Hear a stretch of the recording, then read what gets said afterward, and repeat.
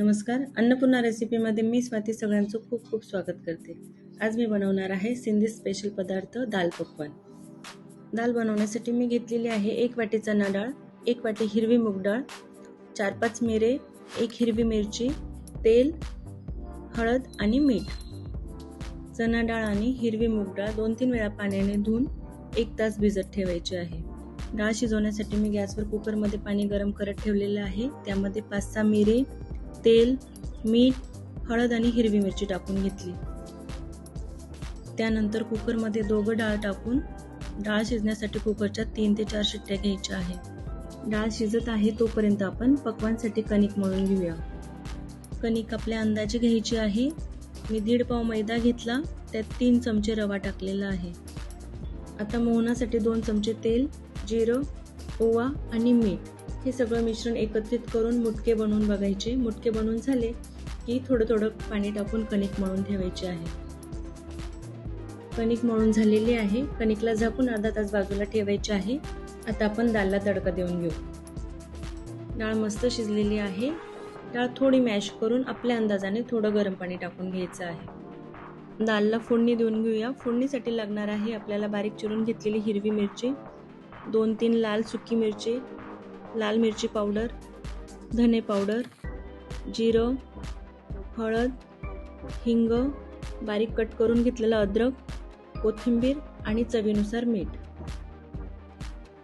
पॅनमध्ये 2-3 चमचे तेल टाकलेलं आहे. तेल गरम झालेलं आहे. त्यानंतर मी जिरं टाकलं, हिरवी मिरची, अद्रक, 2 ते 3 लाल सुकी मिरची, हळद, धने पावडर, हिंग, लाल मिरची पावडर आणि मीठ, थोडीशी कोथिंबीर.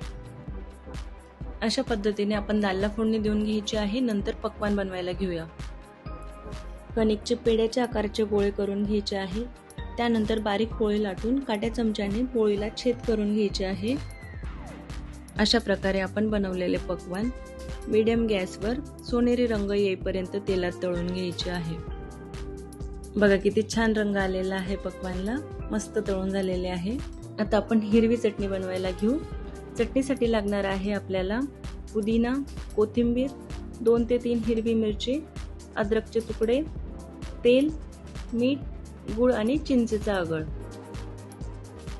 चटणीमध्ये तेल आपल्याला चटणी हिरवीगार दिसण्यासाठी टाकायचं आहे. तेल टाकल्याने चटणी काळी पडत नाही.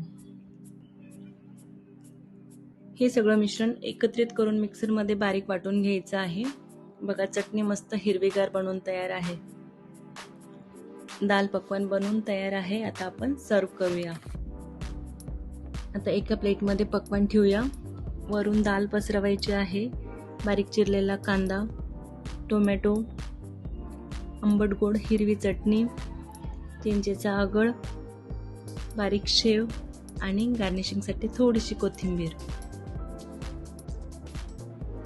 नाश्त्यासाठी खूप सोपा आणि छान पदार्थ आहे. तुम्ही एकदा घरी नक्की बनवून बघा आणि तुमच्या कमेंट मला कळवा. थँक्यू.